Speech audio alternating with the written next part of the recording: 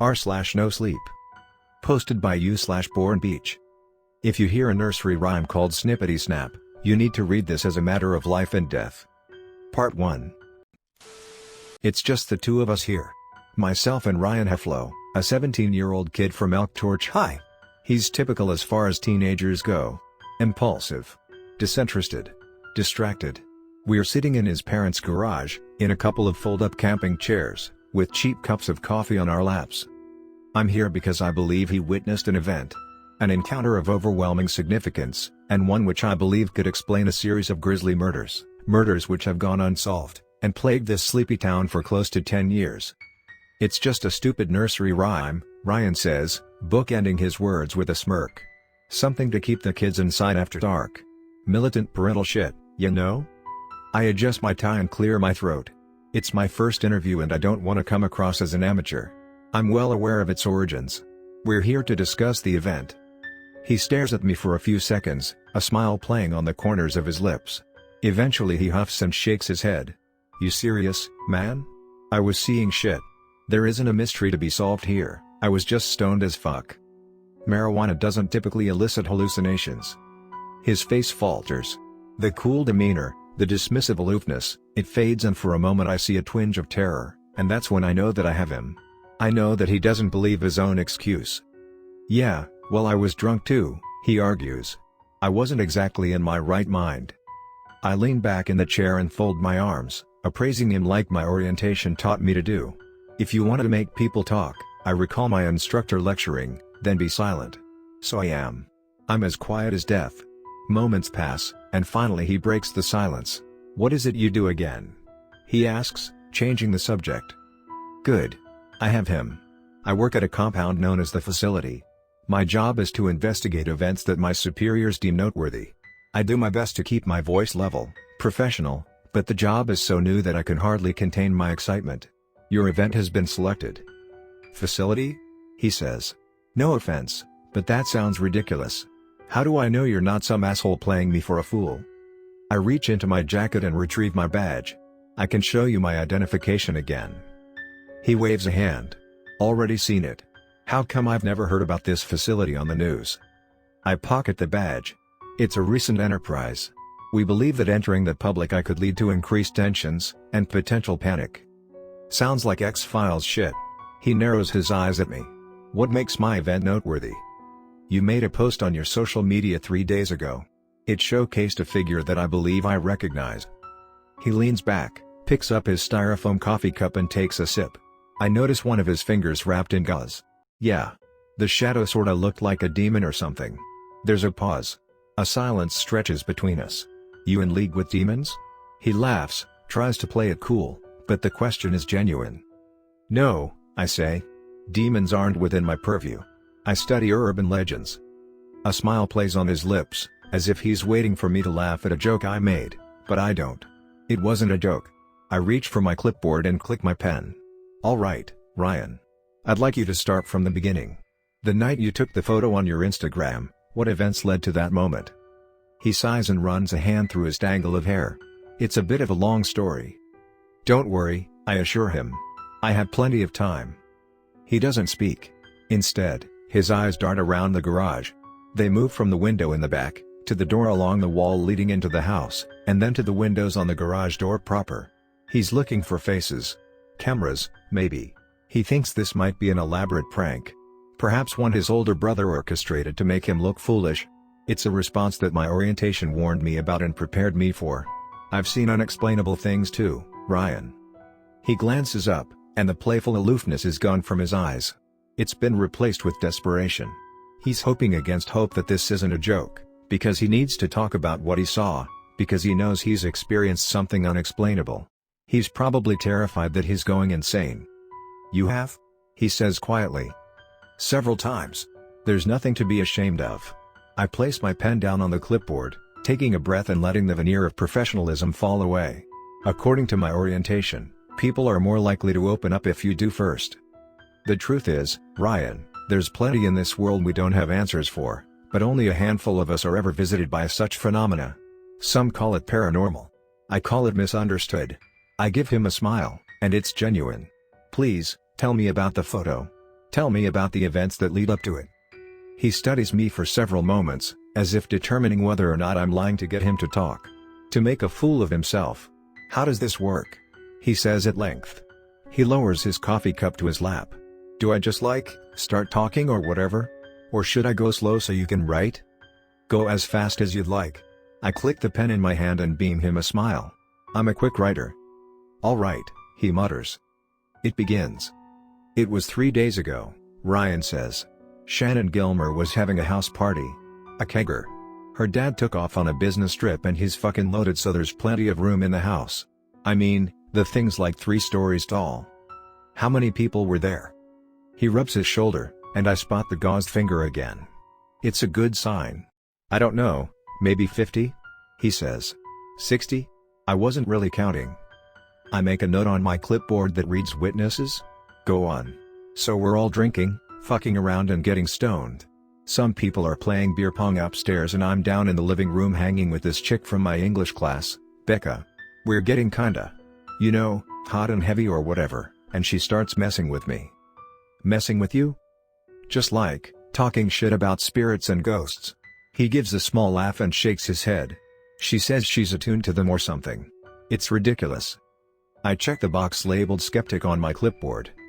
So anyway, I start teasing her for being a bit loony. Just playfully, Nothing harsh.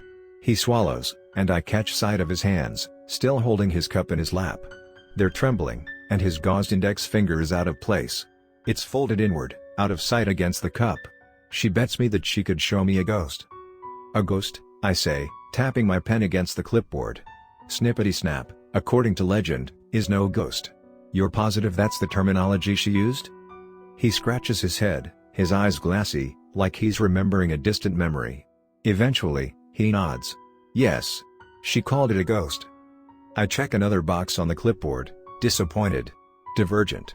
What happened next? She says there's this old legend about something called Snippity Snap, which I mean, duh. The entire town knows that stupid nursery rhyme. He takes a breath, it's deep, and when he speaks again his voice cracks. She tells me that it's real. I circle the box labeled influenced. It's not uncommon for people who believe they've encountered an urban legend to have actually just been heavily influenced by external sources. If somebody tells you something is real with enough indication, humans have a tendency to believe it. If only a little. Had she encountered Snippity Snap before? He shakes his head. I don't know. Maybe? She was fucking weird. I decide to withhold judgment. In this job, weird is relative. What did she do next? He shifts in the chair. Some kind of ritual. She took us both into the basement. At first I was into it, because I thought she was taking us somewhere private to, well, but once we started going down the steps I got a real uneasy feeling. Uneasy feeling? Like she wasn't right in the head. She closed the door behind us and we walked down the creaky steps in the dark. I tried turning on the lights but she snapped at me. Don't. I smile in spite of myself. Darkness is a key component of the Snippity Snap summoning ritual. So far so good. You didn't use your phone for light? No, I mean I tried to, but she wouldn't even let me do that. The Becca girl appears familiar with the ritual. The greater the darkness, the higher the likelihood of a successful summoning. At this point, how far were you from the rest of the party? Ballpark. He scratches his cheek. A floor at least. Most people were on the top level, in Shannon's games room. It's got a nice big window with a sick view of the city. The music was pretty loud and we couldn't hear it, so. That's a fine description. I circle the word isolated on my clipboard. Continue. So we start walking down those steps, and Becca's gripping my wrist real hard. Like painfully. I try and shrug her off but she gets aggressive. Starts calling me a pussy. What, scared all of a sudden? She says. I tell her I'm not, but I came here to party, not fuck around in a basement. Then she gets sweet again. She says we can both fuck around all we want once she proves to me that this thing is real, and I'm drunk enough that I agree. I mean, there's an implication there, right? You said she had you participate in some kind of ritual. Can you describe that for me please? Truthfully, I know the ritual full well. I've even done it myself on several occasions, though all of them proved unsuccessful. It requires an incantation, a pair of scissors, and a human finger. The ritual? He says. His face pales, and he pulls his right hand back into his sleeve. Sure. She takes us to a sink in the basement, and then she pulls a pair of scissors from her purse. He pauses, shaking his head with a look of disbelief. I mean, who carries that in their purse? That should have been a red flag right there. It's certainly unusual, I say. If she was carrying the scissors with her, then it implies a premeditated intent to carry out the ritual. She went to the party looking for a victim. What did she do with the scissors? Ryan takes a deep breath. His hands grip the inside of his sweater sleeves. She cut my finger. Sniv. He says the word quietly, distantly.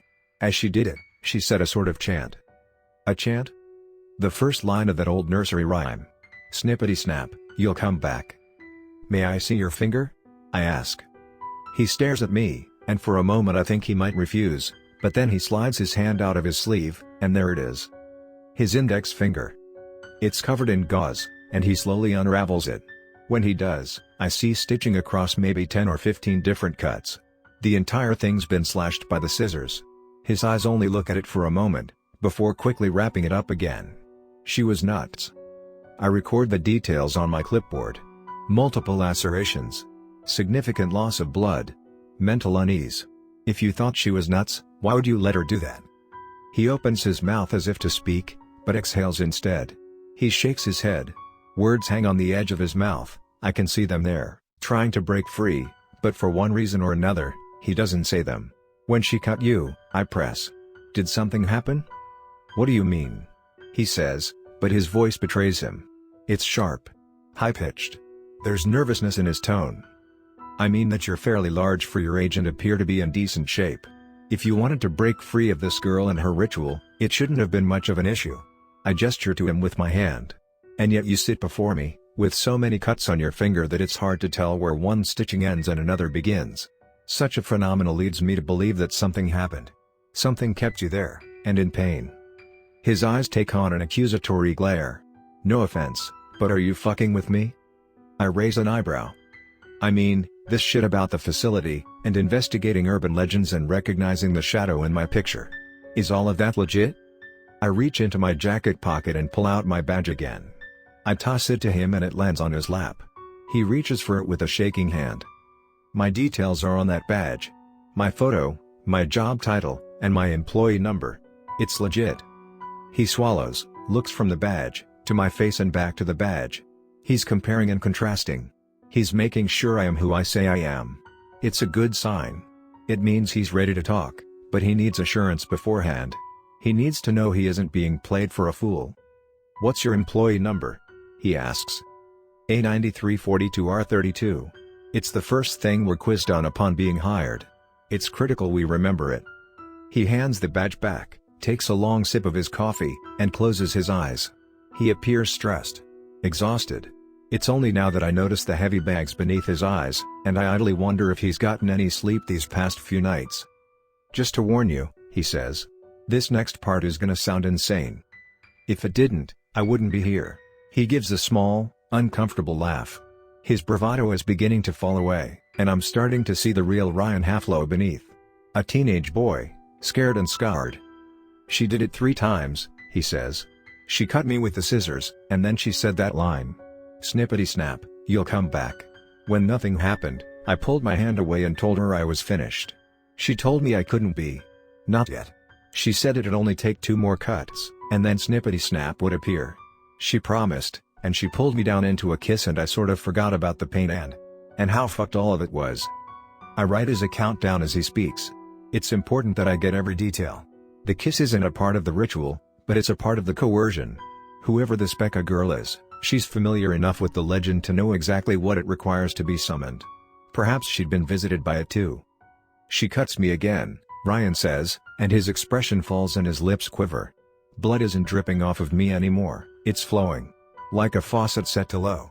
It's just the 2 of us in the basement, and I know that for a fact because there weren't any lights on when we got there, and there's no bedrooms.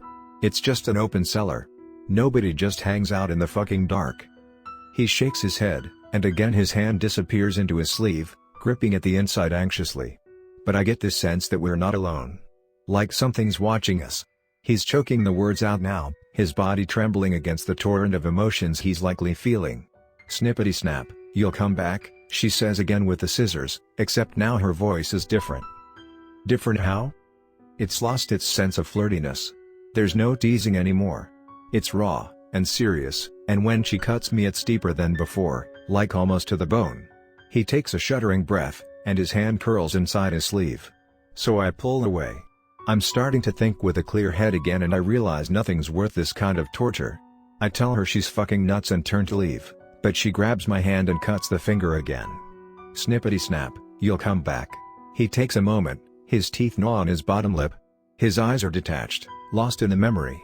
I'm not proud of it, but I flung my arm back. Hit her in the face, and she fell down. I didn't care though, I mean the bitch was crazy, right? Cutting me after I told her I was finished. What the fuck was that? An understandable reaction. I place my pencil down and center my clipboard on my lap.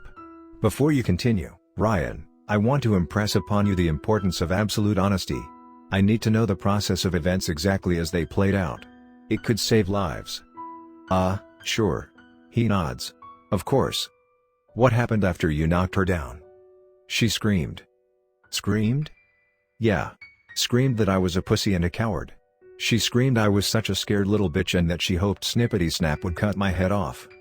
I write it all down. The aggressiveness with which Becca wished to instigate the ritual was alarming to say the least, but not unheard of. Such entities can have profound effects on those who follow them. That still doesn't explain the rest of the cuts. Ryan swallows, pushing the words out. She grabbed my wrist again, but this time I was ready. I turned around and I was going to fucking clock her, man. I wasn't putting up with it anymore. And then, his voice dies on his lips. And then what? And then I saw her. He shakes his head. I saw it. My pen pauses on the clipboard, my eagerness getting the best of me. You saw Snippity Snap? Ryan isn't a small individual, but in that moment he looks like a terrified boy. He nods. It was big, twisted looking, like the thing had crawled straight out of hell. It had these giant scissors for arms, starting at its elbows, and its face was wrinkled flesh, with no eyes and just these dark, sunken sockets. He swallows. Its mouth was sewn shut with its own skin, and in between the threads of flesh were eyes, I mutter, a smile forming on my lips. Yeah. 100 of them, milky white, and just swimming around. It was the sound of the scissors though. Those two gigantic blades opening and closing. Sniv. Snap. Sniv. Snap. He takes a sip of coffee, then puts the cup back down with a shiver. He brings a hand around the back of his neck, rubbing it. It was the scariest thing I've ever seen. I knew if I got out of this and told somebody, they'd call me insane. So I did the stupid thing everybody hates about my generation. You took a photo. It was impulsive and stupid, but I needed to know that I wasn't imagining it. That it was real.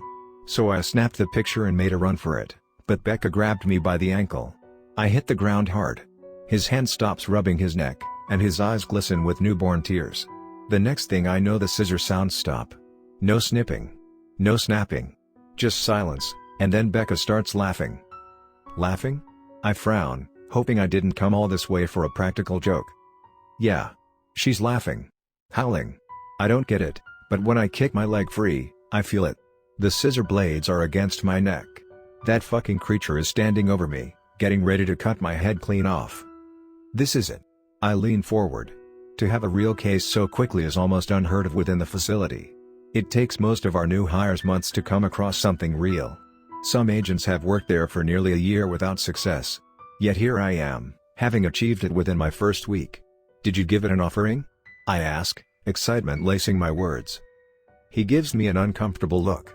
The two of us gaze at each other, and I realize I'm losing my cool. I'm letting pieces of me leak through that shouldn't be. I straighten up, flatten my expression and adopt a more serious tone. By offering I mean, did you allow yourself to be cut again? He nods, slowly. Yeah. Becca grabbed my finger and started cutting with the scissors. Snippity. Snap. Snippity. Snap. I couldn't move. I couldn't do anything, so I just stayed there, on my hand and knees with this fucking monster standing above me, and Becca mutilating my finger. He chokes back a sob. I remember feeling lightheaded from the blood loss, and right when my finger started feeling numb to the pain, Becca stops. I don't know if she did it because she'd had enough, or because I was crying, or because I pissed myself. I see. I don't notate the last part on my clipboard. Then it was over? I guess. He exhales, as though letting go of some great weight that's been holding him down. Once she stopped cutting, I realized the creature was gone, and before she could do anything else fucked, I booked it up the stairs and got my dad to drive me home. You didn't report it to the authorities? Report what? That some girl half my size held me down with a monster in a basement and cut up my finger? He snorts, wiping tears from his eyes. No, I didn't report shit to the authorities. I just want to forget about it, pretend it never happened. Why did you post that photo then? I looked down at my notes, particularly with the hashtag Snippity Snap. He shrugs, his eyes looking out the window. I don't know. I guess I just hoped that maybe somebody would tell me I wasn't insane. That maybe they'd seen it too. I sigh, reaching across and placing a hand on Ryan's arm. I give it a squeeze. You're not insane. You did the right thing taking that photograph, and you did the right thing talking to me about the event. Thank you. Yeah, he says, sniffling. No problem. Is that everything then? Are we done? In a moment. I'd like to take another look at that photo, if you don't mind. The uncompressed version on your phone. He nods. Yeah, sure. 1 second. He pulls out his phone and navigates to the photograph, then passes the device to me. I study the image. It's similar to what I viewed on his social media, but given the low lighting and shakiness of the photograph, the compression algorithm wreaked havoc on it. This original version is much cleaner. For instance, whereas his Instagram showed only a shadow with a faint outline, this one provides additional details. The shadow is still there, but it's clearer. On the creature's scissor arms, I see the faint sheen of light against metal. There's a reflection in the steel, a face, though it doesn't look like Ryan's, probably a consequence of the dim lighting. I move my eyes over the photo, analyzing the creature, and note that within its sewed mouth are 100 small white dots. Dots which I know to be eyes. It's humanoid, mostly, but distinct in important ways. Its form is taller, for one. It's bow-legged and slouched, with a sort of zigzag to its posture, like a person suffering from severe scoliosis. I make a note on my clipboard regarding its appearance, and then resume my study of the photo. In the bottom corner of the picture I see a human face. A girl. It's Becca, no doubt, on the ground after Ryan had knocked her down, looking wild-eyed with a gleeful smile across her face. Thank you, I say, passing the phone back to him. I make a final notation on my clipboard labeled Survivor. If it's alright with you, Ryan, I'd like to know Becca's last name. Her last name? Yes. I click my pen and place it into my chest pocket. I think her and I need to have a discussion,